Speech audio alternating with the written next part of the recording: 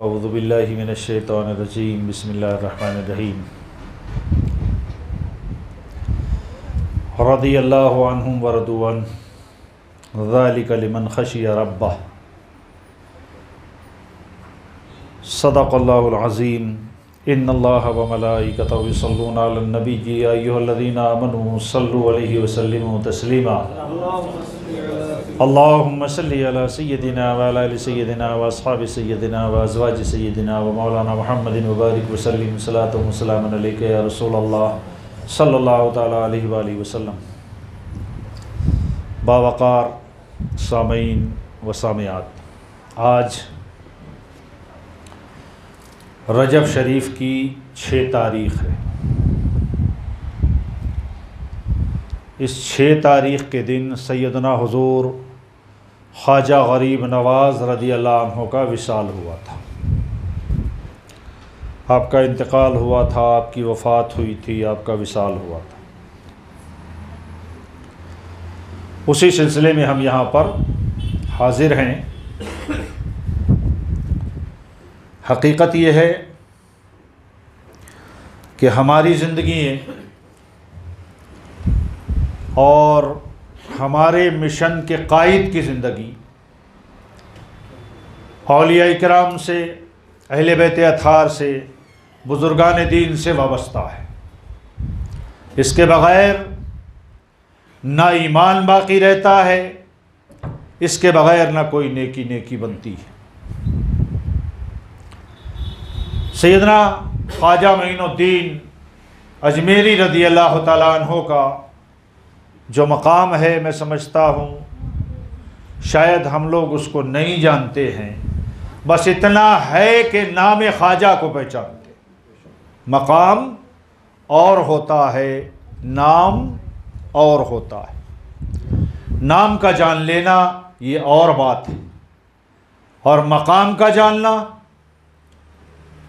حدیث ہے یا غالباً عربی کا جملہ ہے کہ من عرف نفسہ فقد عرف ربہ، کہ جس نے اپنے نفس کو پہچان لیا، جس نے اپنے آپ کو پہچان لیا، اس نے اپنے رب کو پہچان لیا۔ تو جب ہم خود اپنے آپ کو نہیں پہچان پاتے تو غریب نواز کو کیا پہچانیں گے؟ غریب نواز کی شان، ان کے مقام کو کیا؟ بلکہ شکیل بدایونی کا ایک شعر ہے، اس نے کہا تھا اپنی ہستی کا بھی انسان کو عرفان نہ ہوا۔ عرفان مطلب پہچان، عرفان بولتے ہیں نا کہ یہ تو معرفت کی باتیں ہیں، وہی معرفت سے عرفان ہے۔ اپنی ہستی کا بھی انسان کو عرفان نہ ہوا، خاک پھر خاک ہے اوقات سے آگے نہ بڑھی۔ اپنی ہستی کو بھی نہ پہچان پائے۔ غریب نواز کے پہچاننے کا جہاں تک تعلق ہے، آئیے میں اولیاء کے تعلق سے ایک حدیث آپ کی بارگاہ میں پیش کر دوں، آپ کی سماعتوں کے حوالے کروں، بلکہ 2 حدیثیں۔ ایک حدیث یہ کہ ہم غریب نواز کا ذکر یہاں کر رہے ہیں، ان کے نام سے ایصال ثواب، ان کے نام کا چرچا، ان کے نام کے گن گا رہے ہیں، اور آخر میں اللہ کی بارگاہ میں کہیں گے مولا یہ غریب نواز تک پہنچا دے۔ تو کیا یہ حقیقت ہے یا سب فسانہ ہی فسانہ ہے؟ ہم اس کو جو کچھ بھی کرتے نا، دوسروں کی جانب سے تو بڑے حملے ہوتے ہیں، ان کا بھئی یہ کیا، یہ تو شرک ہے یار، غیروں کو پکارتے ہو، اللہ کے علاوہ کو پکارتے ہو، وہ شرک ہے۔ کون سا شرک تم نے بنا رکھا ہے؟ ارے اللہ والوں کو پکارنا، ان کی یاد منانا، ان کا ذکر کرنا، یہ تو قرآن سے ثابت ہے، ثابت نہیں ہے، قرآن میں مکمل طور پہ ذکر کیا گیا ہے۔ ایک ہوتا ہے کسی چیز کو ثابت کرنا کچھ پڑھ کے، ثابت نہیں، یہ تو مکمل طریقے سے قرآن میں موجود ہے، حدیث میں موجود ہے، اہل بیت اطہار کے یہاں موجود ہے، اولیاء امت کے یہاں موجود ہے، پوری امت کے یہاں موجود ہے۔ تم نے کہاں سے نکالا یہ غیر کو پکارنا؟ جب تک ان کو نہ پکارو گے تمہارے یہاں کچھ بھی قبول نہیں ہو سکتا۔ کہتے ہو نا اہدنا الصراط المستقیم، اے اللہ تو ہم کو سیدھا راستہ چلا یا سیدھا راستہ دکھا۔ تو اب یہ سیدھا راستہ کیا ہے؟ صراط الذین انعمت علیہم، یہ ان لوگوں کا راستہ ہے جن پر اللہ کا انعام ہوا ہے، اور جن پر اللہ کا انعام ہوا ہے وہ نبی ہیں، صدیق ہیں، شہداء ہیں، صالحین ہیں۔ تو یہ صالحین میں کون ہے؟ حضور غوث اعظم، یہ ہدایت کا راستہ ہے۔ غوث اعظم صراط مستقیم ہیں، خواجہ غریب نواز صراط مستقیم ہے، حضرت بابا فرید الدین گنج شکر صراط مستقیم ہے، حضرت خواجہ بختیار کاکی صراط مستقیم ہے۔ اور آئیں ایک نام آپ کی سماعتوں کے حوالے کر دوں، حضور قمیص اعظم رضی اللہ تعالیٰ عنہ، یہ صراط مستقیم ہے۔ نور الدین شاہ قادری قمیصی، یہ صراط مستقیم ہے۔ ارے یار، ہر نماز میں تو تم کہتے ہو اہدنا الصراط المستقیم، کہ مولا ہم کو سیدھا راستہ چلا اور سیدھا راستہ دکھا۔ تو یہ سیدھا راستہ ہے کیا؟ صراط الذین انعمت علیہم، یہ وہ ہے جن پر اللہ کا انعام ہوا ہے۔ اور اللہ کا انعام دولت مندی نہیں ہے۔ آپ سمجھیں کہ جن لوگوں کے پاس دولت ہے، ہم روتے ہیں نا، ارے اس پر تو کتنا اللہ کا انعام ہے، ہم دیکھو کتنے پریشان ہیں۔ رسول اکرم صلی اللہ علیہ وآلہ وسلم ارشاد فرماتے ہیں، اللہ تعالیٰ جس سے حساب میں زیادتی کرنا چاہتا ہے، حساب میں جس کو قیامت میں الجھا کے رکھنا چاہتا ہے، فرمایا وہ قارون کی طرح سے، حامان کی طرح سے مال اکٹھا کر کے جمع کرتا ہے، کبھی اللہ کے راستے میں 5 پیسے خرچ نہیں کرتا۔ وہ لوگ ہیں، ارے اللہ کا انعام پانے والے وہ لوگ ہیں کہ اللہ نے جن کو ولایت کی دولت سے مالا مال کر دیا، قطبیت عطا فرما دی، جن کو سلطان بنا دیا، جن کو سلطان الہند بنا دیا، اور پھر کس انداز میں بنایا۔ خواجہ غریب نواز کا بچپن آپ جانتے ہیں، یہ بات آ گئی تو میں یہیں سے شروع کر دوں۔ سیدنا خواجہ غریب نواز رضی اللہ تعالیٰ عنہ عجم میں پیدا ہوئے، ایک ہے عرب دنیا میں، ایک ہے عجم۔ عرب ملک میں نہیں، خراسان میں پیدا ہوئے۔ آپ کے والد حضرت سید غیاث الدین، والدہ بی بی ماہ نور رضی اللہ تعالیٰ عنہما، اور دونوں کے دونوں ایک حسین کی اولاد سے ہیں، ایک حسن کی اولاد سے ہیں۔ دونوں کا آ کر کے یہ نجیب الطرفین ہیں، دونوں طرف سے سید، ماں بھی سید، باپ بھی سید۔ اب دیکھیں، میں بتانا چاہتا ہوں کہ ان کو سلطان، ایک تو یہ ہے کہ ہم اور آپ بنا لیں، میں اور آپ کہہ دیں کہ فلاں آدمی جو ہے وہ شریعت کا قاضی ہے، فلاں آدمی مفتی ہے، فلاں آدمی علامہ ہے، فلاں آدمی کا یہ مقام ہے، یہ ہم اور آپ بنا رہے ہیں۔ لیکن جسے سرکار مدینہ بنا دیں، اللہ کی قسم پوری کائنات اس کو کاٹ نہیں سکتی۔ بے شک بے شک، سبحان اللہ۔ عجم میں پیدا ہو کر کے انہوں نے درس نظامی حاصل کیا، انہوں نے منطق پڑھی، انہوں نے فلسفہ پڑھا، انہوں نے نحو پڑھی، انہوں نے کیا ہے علم تفسیر پڑھا، انہوں نے کیا ہے اور علم حدیث پڑھا، اصول حدیث پڑھا، اصول تفسیر پڑھا، قرآن کی تفسیر پڑھی، حدیث پڑھی۔ ارے ایسے محدث اور ایسے مفسر ہیں خواجہ غریب نواز کہ ہندوستان میں ان سے پہلے اور ہندوستان میں ان کے بعد نہ کوئی تھا اور نہ ہوگا قیامت۔ ایسے بڑے عالم دین۔ اور پھر یہی نہیں، خواجہ غریب نواز نے رسول اللہ کی مسجد میں اس وقت، آج الگ کی بات ہے کہ جگہ جگہ لوگ کیا ہے اپنے اپنے ٹھیے بنا کر کے بیٹھ جاتے ہیں اور صرف بدعقیدگی پھیلاتے ہیں وہ لوگ۔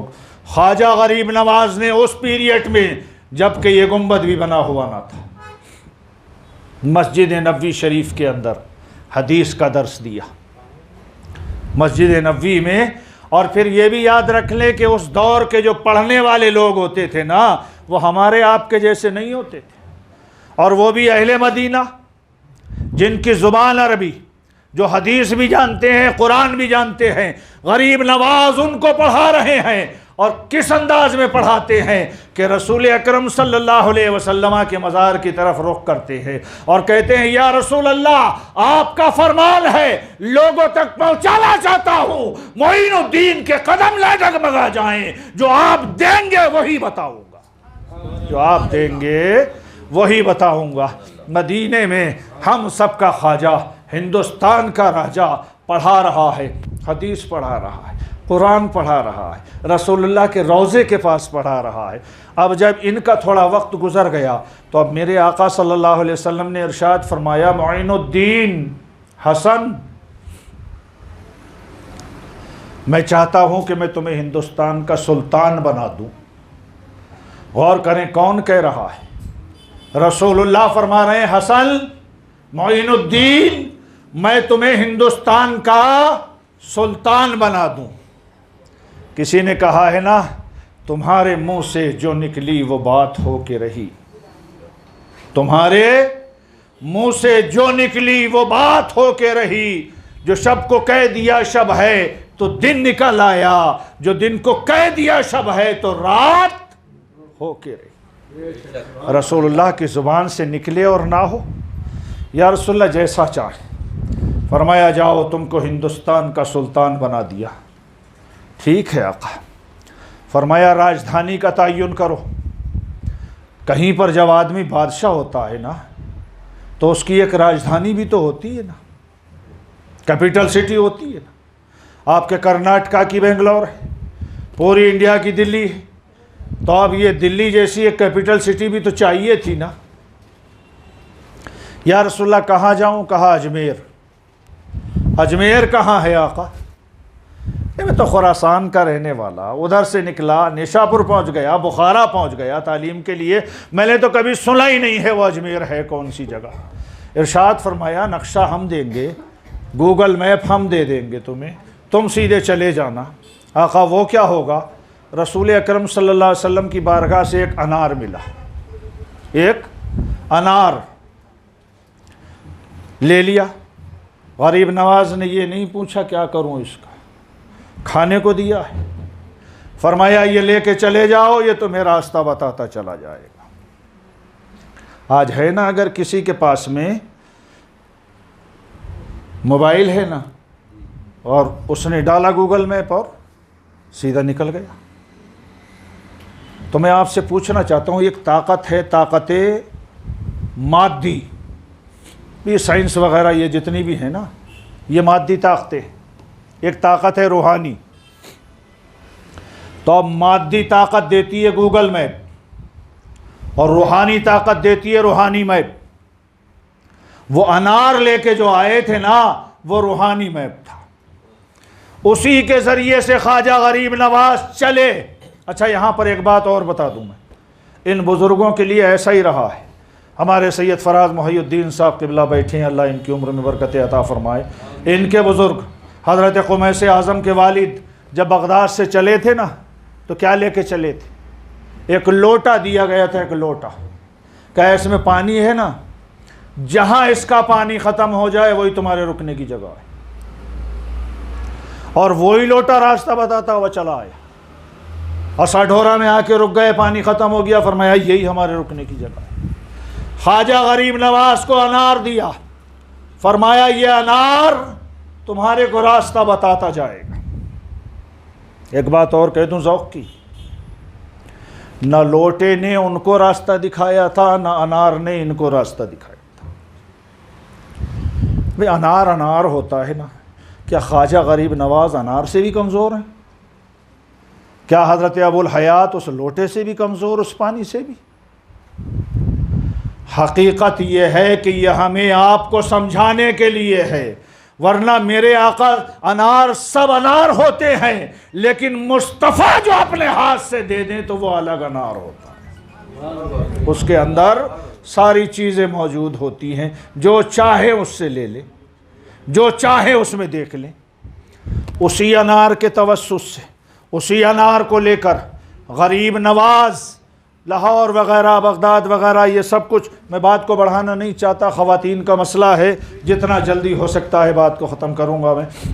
تو اب سیدنا حضور غریب نواز رضی اللہ تعالیٰ عنہ آ گئے۔ بھیجا کیوں تھا؟ غریبوں کی حمایت کے لیے، جہالت کو ختم کرنے کے لیے، لڑائی کو معاشرے سے مٹانے کے لیے، لوگوں کو اللہ تک پہنچانے کے لیے، رسول اکرم صلی اللہ علیہ وسلم سے جوڑنے کے لیے، اب غریب نواز یہاں پہنچ گئے، پہنچے ہیں تو دیکھا سب کے سب وہی، سب کے سب وہی ہیں، نہ کوئی بات کرنے کو تیار ہے، نہ کوئی کچھ دینے تیار ہے، نہ لینے تیار ہے، بلکہ حالت یہ ہے کہ یہاں بیٹھ جائیں تو کہا آگے بڑھ جاؤ، یہاں سے چلے جاؤ، وہاں جا کے بیٹھے تو کہا یہاں سے بھی ہٹ جاؤ۔ ہے نا بڑا مشہور واقعہ ہے کہ وہ بیٹھ گئے تو کہا یہاں یہ اونٹ بیٹھتے ہیں بھائی، یہاں سے ہٹو، کیوں بیٹھے ہو؟ خواجہ غریب نواز ہٹ گئے، لیکن کیا فرمایا؟ اچھا چلو اونٹ ہی بیٹھے۔ یہ بڑا مشہور واقعہ ہے، میں اس کو تقویت دینے کے لیے ایک حدیث پیش کرنا چاہتا ہوں، بالکل بے عینی ہی ایسے ہی۔ خواجہ غریب نواز نے کہا اونٹ ہی بیٹھیں گے، بیٹھے رہے۔ وہ شتربان جو بھی تھے آئے، آنے کے بعد اٹھانے کی کوشش کی، نہ اٹھ سکے اور بیٹھے رہے۔ کیا حدیث میں کوئی ایسا واقعہ ملتا ہے؟ ہوتا کیا ہے، یہ اللہ والوں کے یہاں زمین ان کے حکم کے تابع ہوتی ہے۔ اگر زمین سے بولیں تو زمین مانتی، ہواؤں سے بولیں تو ہوائیں مانتی۔ رسول اکرم صلی اللہ علیہ، میں آپ کو حدیث سنا رہا ہوں، حدیث کا مفہوم۔ رسول اکرم صلی اللہ علیہ وسلم ہجرت کر کے مکے سے مدینے کے لیے نکلے، سارا مکہ مخالف تھا، صرف اس لیے کہ زمین ان کی مانتی، سارا مکہ مخالف تھا۔ جب رسول اللہ رات کے وقت میں نکل گئے اور مولا علی کرم اللہ وجہ الکریم آپ کے بستر پر آرام کرنے لگے، صبح ہوئی، دیکھا، پتہ چلا یہاں تو علی، محمد صلی اللہ علیہ وسلم تو ابو بکر کے ساتھ نکل گئے۔ اب اہل مکہ کے جو بڑے بڑے سردار تھے انہوں نے اعلان کیا جو ابو بکر کو اور محمد صلی اللہ علیہ وسلم کو قتل کرے یا پکڑ کے لائے اس کو 100 اونٹ دیے جائیں گے۔ 100 اونٹ کوئی اہمیت رکھتے؟ سب دوڑے ادھر ادھر۔ ایک صحابی ہیں حضرت سراقہ، وہ اس وقت کافر تھے، وہ سراقہ نکلے اپنے گھوڑے کو لے کر، دوڑایا تو رسول اللہ کے پیچھے پہنچ گئے، دیکھ لیا رسول اللہ جا رہے ہیں۔ اب رسول اکرم صلی اللہ علیہ وسلم کو گرفتار کرنا چاہتے تھے، پکڑنا چاہتے تھے، قتل کرنا چاہتے تھے۔ حضرت ابو بکر دیکھتے ہیں یا رسول اللہ سراقہ آ رہا ہے، فرمایا کوئی بات نہیں، فکر نہ کرو۔ جب سراقہ قریب ہو گیا، ارادہ غلط تھا، تو اب میرے آقا نے ارشاد فرمایا یا ارض خضی، اے زمین اسے پکڑ لے۔ اس کا گھوڑا گھٹنوں گھٹنوں تک زمین میں دھس گیا، گھوڑا گھٹنوں گھٹنوں تک زمین میں دھس گیا، پکڑ لیا، ہاتھ جوڑ کے کہتا ہے آقا معاف کر دیں، اب نہیں کروں گا۔ آقا نے ارشاد فرمایا یار دو اترکی، اے زمین چھوڑ دے، چھوڑ دیا۔ پھر آیا اوپر، پھر تھوڑا پیچھے گیا، پھر آیا، ارادہ بدلا۔ جب رسول اللہ کی طرف لپکنا چاہتا تھا آقا نے فرمایا یار دو خضی، اے زمین پکڑ لے۔ زمین نے پھر پکڑ لیا، پھر معافی مانگی، چھوڑ کر واپس ہونے لگا، اور اس نے رسول اللہ سے اپنے لیے ایک امان نامہ مانگا، لکھوا دیا مصطفیٰ نے۔ اور جب یہی سراقہ ایمان لایا تھا نا، تو میرے آقا صلی اللہ علیہ وسلم نے فرمایا تھا سراقہ میں تیرے ہاتھوں میں قیصر و کسریٰ کے سونے کے کنگن دیکھ رہا ہوں، کنگن دیکھ رہا ہوں۔ اور یہی ہوا جب یہ بیمار ہوئے نا، مرتبہ رو رہے تھے، تو لوگوں نے کہا کیا موت کے خوف سے رو رہے ہیں؟ تو کہنے لگے نہیں، موت تو مجھے ابھی آنی نہیں ہے۔ کیوں؟ کہا میرے آقا نے فرمایا قیصر و کسریٰ ان بادشاہوں کے کنگن میرے ہاتھوں میں ہوں گے سونے کے۔ تو اب کیا ہے، میں کہنا کیا چاہتا تھا، یار دو خضی، اے زمین پکڑ لے۔ خواجہ غریب نواز نے کہا یہاں تو اونٹی بیٹھیں گے، یعنی زمین اب ان کو بٹھائے رہنا۔ بیٹھ گئے، کوششوں کے باوجود نہ اٹھ سکے۔ خواجہ غریب نواز کی بارگاہ میں جا کر التجائیں کی تو جواب دیا کہ تم لوگ جو کہہ رہے تھے نا وہی ہو کر رہا، چلو۔ آ کر کہا اونٹوں سے، اے اونٹوں اٹھ جاؤ، زمین چھوڑ دے، زمین چھوڑ دے۔ اٹھ کے کھڑے ہو گئے، سارے لوگ دیکھتے رہے کہ یہ فقیر جس کے ساتھ میں چند لوگ ہیں، کپڑے اس کے ایسے ہیں، کوئی مالدار نہیں، کوئی دولت لے کے نہیں آیا، بلکہ صرف کہتا ہے تو اونٹ بیٹھ جاتے ہیں، کہتا ہے تو کھڑے ہو جاتے ہیں، زمین اس کی باتیں مان رہی ہے، متاثر بھی ہونے لگے، خوف زدہ بھی ہونے لگے۔ غریب نواز نے آنے کے بعد وہاں سے خوف کو ختم کیا، بڑی رہنمائی کری۔ تو اس تو پورے طور پہ سوانح عمری بیان کرنا یہ تو ایک بڑا دشوار کن مسئلہ ہے، مگر اتنا یاد رکھ لیں کہ غریب نواز کو ایک باغ ملا تھا حصے میں والد صاحب کے، ایک پنچکی ملی تھی۔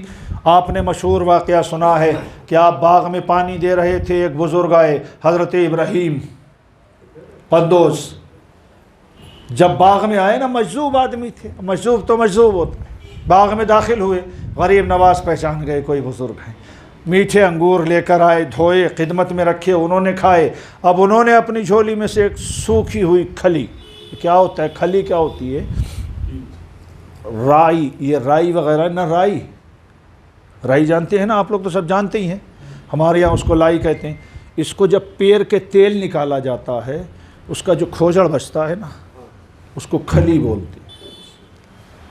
وہ کھلی کا ٹکڑا ان کے پاس تھا، تھوڑا سا دیا اور وہ بھی چبا کے دیا، منہ میں لیا چابا، کہا لے معین الدین یہ کھا لے۔ وہ انہوں نے لیا، کھایا۔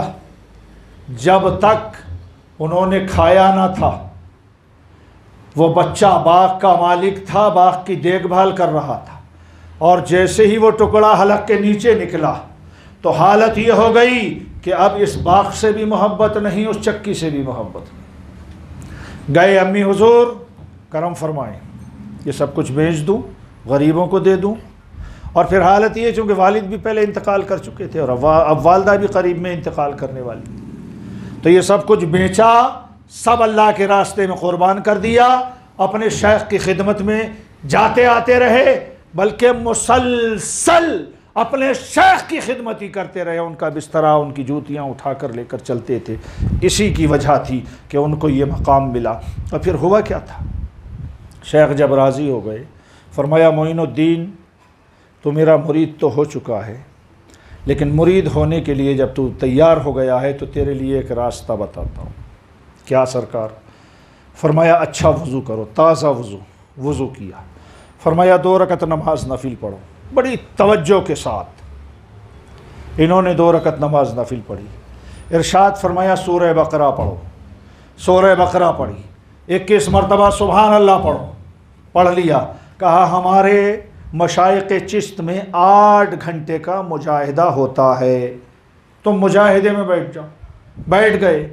اس کے بعد دوسرے دن کو 1000 مرتبہ قل هو اللہ شریف، اس کے بعد پھر 1000 مرتبہ قل هو اللہ شریف پڑھائی، اور پڑھنے کے بعد میں کہا معین الدین اب یہ بتاؤ اوپر دیکھو کہاں تک نظر آ رہا ہے، اوپر دیکھو کہاں تک نظر آ رہا ہے۔ حضور غریب نواز نے 25 سال کی عمر ہے، اوپر نظر اٹھائی تو کہتے ہیں حضور اللہ کا عرش دکھائی دے رہا ہے، اللہ کا عرش دکھائی دے رہا ہے۔ اس کے لیے حدیث کا جملہ سنیں، اللہ فرماتا ہے فَكُنْتُ سَمْعُهُ الَّذِي يَسْمَعُ بِهِ وَبَصَرَهُ الَّذِي يُبْصِرُ بِهِ، کہ میں اس کی آنکھ بن جاتا ہوں جس سے وہ دیکھتا ہے۔ دیکھ رہا ہے اللہ کی بنی ہوئی آنکھ سے، اور دیکھ رہا ہے اللہ کے عرش کے قریب تک۔ فرمایا نیچے دیکھو، نیچے دیکھا تو کہا حضور تحت الثری تک دیکھ رہا ہوں، تحت الثری تک دیکھ رہا ہوں۔ فرمایا بس یہی میرا مقصد تھا، یہی میرا مقصد تھا۔ پھر حج پہ گئے، بہت لمبے واقعات ہیں۔ مدینے آئے، پھر مدینے میں رسول اللہ صلی اللہ علیہ وسلم نے ہند کی بشارت دی کہ سلطان بنا دیا تم کو، یہاں تبلیغ دین کرو۔ اب تبلیغ دین کیا تھی؟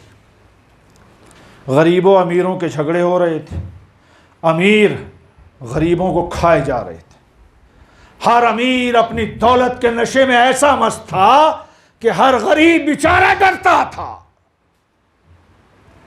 ایک مرتبہ ایک غریب آ گیا ہے، کہتا ہے حضور میں دہلی کے قریب کا رہنے والا ہوں، تھوڑی سی میری زمین ہے۔ پھر کیا ہے؟ کہا بادشاہ نے جو ہے ٹیکس بڑھا دیا ہے، بادشاہ نے ٹیکس بڑھا دیا ہے، جی ایس ٹی زیادہ کر دی۔ کہا پھر کیا چاہتا ہے؟ کہا بادشاہ سلطان التمش جو ہے وہ آپ کے خلیفہ بختیار کاکی کا مرید ہے۔ کہا پھر؟ کہا آپ ذرا فرما دیں بختیار کاکی کو کہ وہ کہے کہ ٹیکس تھوڑا کم کر دیں۔ فرمایا ٹھیک ہے چلو میں تمہارے ساتھ چلتا ہوں. پرچہ بھی لکھ کے دے سکتے تھے, اس کے ہاتھ کہلا کے بھی بھیج سکتے تھے, نہیں, فرمایا چلو میں تمہارے ساتھ چلتا ہوں.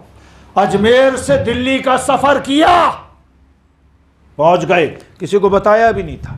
جب حضرت قطب صاحب کو پتہ چلا تو وہ استقبال کے لیے ان کے چاہنے والے بھاگتے یہ کہ بادشاہ خدا گیا. حضور آپ نے کیوں زحمت کی, ہم کو بتا دیا ہوتا ہم آ جاتے. فرمایا ہاں یہ میرا محبت کرنے والا ہے بختیار کاکی, تمہارے مرید بادشاہ سلطان التمش نے اس پر ٹیکس بڑھا دیا ہے, لہٰذا یا تو اس کا ٹیکس معاف کر دو یا اس کے کمی کرو. تو فرمایا حضور سارا ٹیکس معاف ہو جائے گا لیکن آپ نے اتنی زحمت کیوں کی, وہیں سے کہہ دیتے. تو فرمایا دل بدستاور کے حج اکبر است, میں نے اس کا دل رکھا ہے, سارے رات سے اس کے ساتھ چلتا رہا ہوں, جب اس کے ساتھ چلا اس کا دل خوش ہوتا رہا, اور جب دل خوش ہوتا رہا تو دل بدستاور کے حج اکبر است. کسی کا دل رکھ لینا یہ بہت بڑا حج ہے, میں یہاں سے واپس بھی ہو جاؤں گا اور مجھے حجوں کا ثواب مل جائے گا, اس کا ٹیکس بھی ختم ہو جائے گا. کیا غریبوں کے ساتھ یار ان کی محبت تھی. اچھا ایک چھوٹا سا واقعہ اور عرض کر.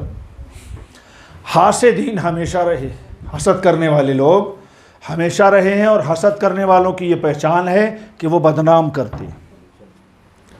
حسد کرنے والے ذلیل کرنے کے چکر میں لگے رہتے ہیں. سیدنا خواجہ غریب نواز کے خلیفہ حضرت بختیار کاکی رضی اللہ تعالیٰ عنہ, جن کا مزار قطب صاحب کے نام سے مشہور, یہ بادشاہ کی بارگاہ میں بڑے مقرب تھے. بادشاہ چونکہ ان کا مرید تھا, اپنے تخت پہ بٹھاتا, خود نیچے بیٹھ جاتا, ادب کرتا.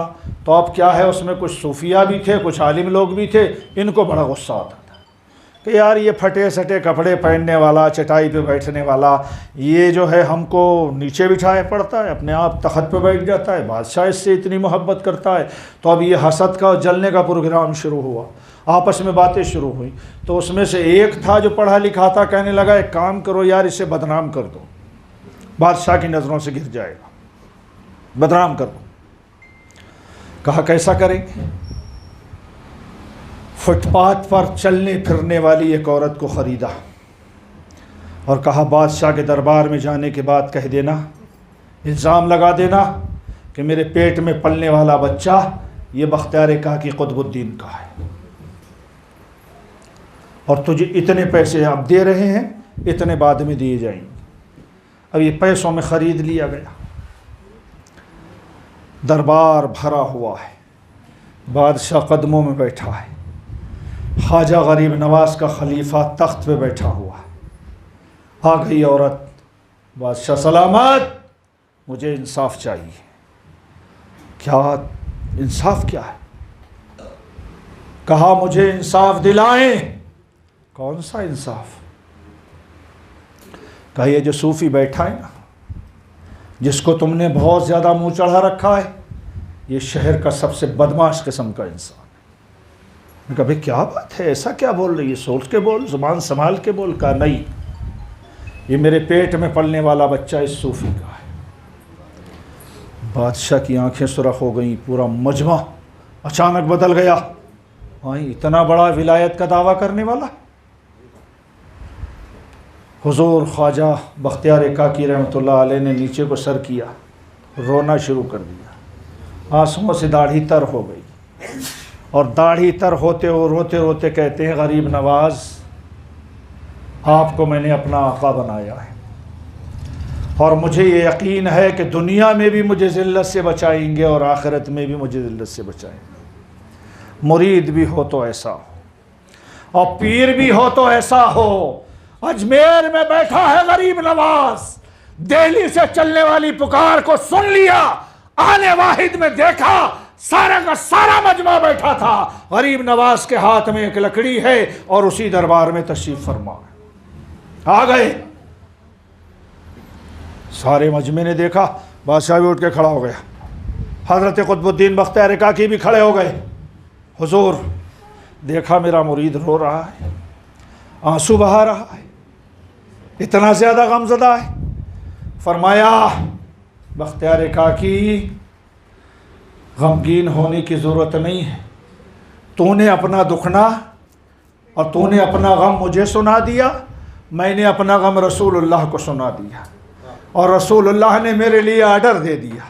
میں یہاں آ گیا، کہا ابھی حقیقت ظاہر ہو جائے گی. وہ لکڑی کا ٹکڑا عورت کے پیٹ پر رکھا سامنے سے، اور ارشاد فرماتے ہیں کتنا، ایک 3 سے 4 مہینے کا بچہ ہے. ارے 9 مہینے کا نہیں بولتا یار، یہاں 4 مہینے کے بچے کو بلوانا پڑ رہا ہے. فرماتے ہیں اے بچے بتا دے تو ہے کس کا. لوگ حیران ہیں، بچہ بھی بولتا ہے کیا؟ بچے بتا تو کس کا ہے. بچے نے ماں کے پیٹ سے آواز دی تھی، میں فلاں چرواہے کا ہوں، میری ماں کو بک کیا گیا ہے، اتنے دینار دے دیے گئے ہیں، اتنے دینے والے ہیں. میری ماں نے صرف دینار کے لالچ میں اللہ کے ایک ولی پر ایک الزام عائد کیا ہے. سبحان اللہ. الزام عائد کیا. ساری مجلس بختیار کاکی اور غریب نواز کے قدموں میں تھی. دوستو، ان بزرگوں کو اپنا بنانے سے حقیقت یہ ہے کہ اگر سچی لگن ہو، لگن سچی ہو. دلی میں مرید بیٹھا ہے اور پیر کہاں ہے؟ اجمیر میں، مگر اس کو یہ یقین ہے، نہ بادشاہ سے یہ کہہ رہا ہے یہ جھوٹ بول رہی ہے، نہ بادشاہ سے یہ کہہ رہا ہے نہیں یہ بات غلط ہے، میرے اوپر الزام ہے، سب کا سب یہ کوئی سازش ہے. کچھ نہیں کہا، نیچے کو منہ کر کے آنسو بہا دیے. پیر کو یاد کر لیا، مرید ہو تو سچا مرید بنو یار.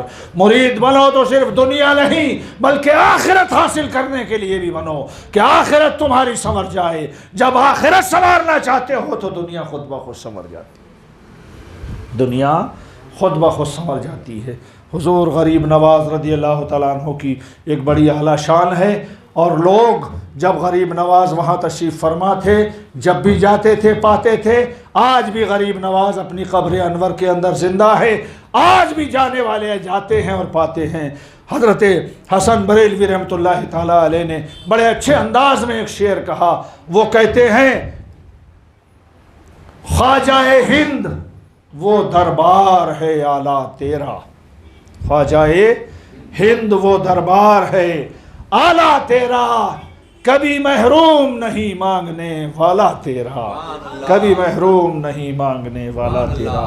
اللہ تعالیٰ مجھے، آپ کو، ہماری ان تمام بہن بیٹیوں کو خواجہ غریب نواز کا صدقہ عطا فرمائے، خواجہ بختیار کاکی کا صدقہ عطا فرمائے، تمام بزرگان دین کا صدقہ عطا فرمائے. وآخر دعوانا ان الحمدللہ رب العالمین.